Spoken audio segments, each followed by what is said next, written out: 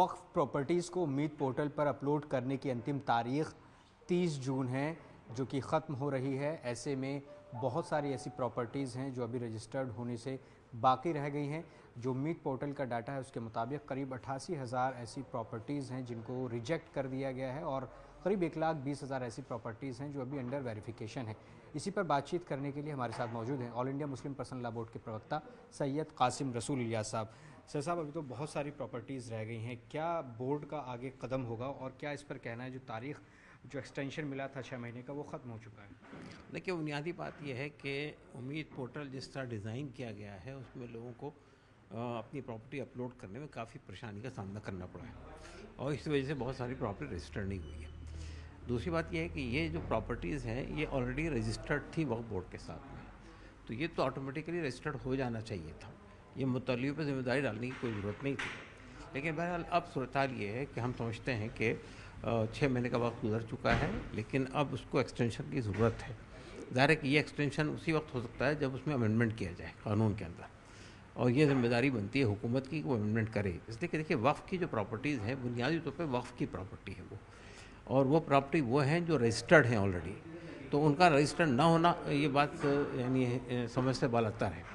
इसलिए हमारी मुस्लिम personal law board ने ये तय किया कि वो एक बार फिर से उनसे अक़लियती उमूर के वज़ीर से मुलाकात करेगा और उनके सामने ये बात रखेगा कि इसको आप एक्सटेंड करवाइए डेट को, और उसको डेट एक्सटेंड कराने के लिए अगर अमेंडमेंट की ज़रूरत है तो अमेंडमेंट करवाइए कानून के अंदर। तो क्या ये बिना अमेंडमेंट के संभव नहीं है? पिछली बार 6 महीने का एक्सटेंशन मिला था वो किस आधार पर मिला था? ट्राइब्यूनल के ज़रिए से जो एक्सटेंशन मिला था अब वो संभव नहीं है।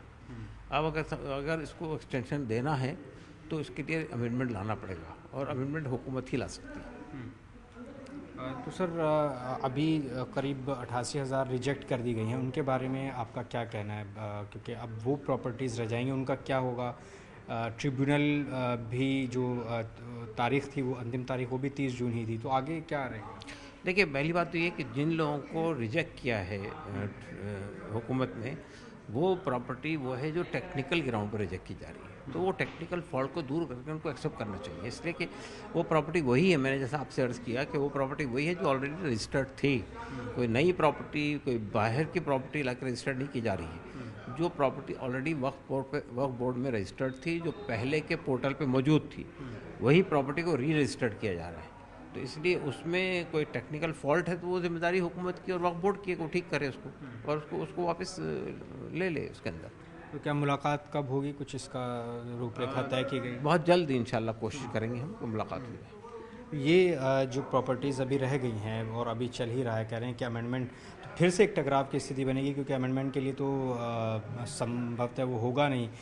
उम्मीद पोर्टल के ख़िलाफ़ आप कोर्ट में भी जा चुके हैं, तो अब क्या रास्ता आगे बचता है? रास्ता सिर्फ एक ही है, हुकूमत इसमें तरमीम लाए, अमेंडमेंट लाए, और अमेंडमेंट के बाद फिर दोबारा खोला जाए इसको। और हमारा ख्याल ये है कि वो 6 महीने और 4 महीने के लिए, बल्कि कम से कम 1 साल के लिए खोलना चाहिए, क्योंकि उसमें टेक्निकली और उसके अलावा जो कॉम्प्लिकेटेड पोर्टल है उसमें रजिस्टर करने के लिए काफ़ी मुश्किल सामना है, और आप उनसे कह रहे हैं मुतवल्लियान से जो जानते नहीं है टेक्निकल चीज़ों को, तो वो उनको रजिस्टर करने के लिए किसी न किसी से मामला देनी पड़ेगी। तो इसलिए संशोधन नहीं करेंगे तो क्या करेंगे आप?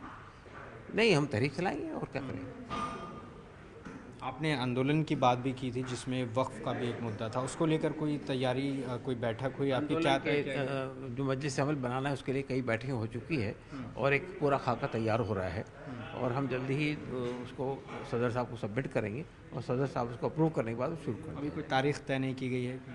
टेंटेटिवली हमने तय किया है कि हम 15 अगस्त के बाद शुरू करेंगे। 15 अगस्त से शुरू करेंगे। बहुत बहुत शुक्रिया सैयद कासिम रसूल इलियास साहब, जो कि बता रहे थे वक्फ प्रॉपर्टीज़ से जुड़ा जो मामला है इसमें एक ही रास्ता है कि सरकार को संशोधन इसमें करना पड़ेगा, और इसके अलावा कोई रास्ता नहीं है। इसके लिए जो अल्पसंख्यक मंत्री हैं किरण रिजिजू, उनसे मुलाकात की भी योजना बोर्ड बना रहा है।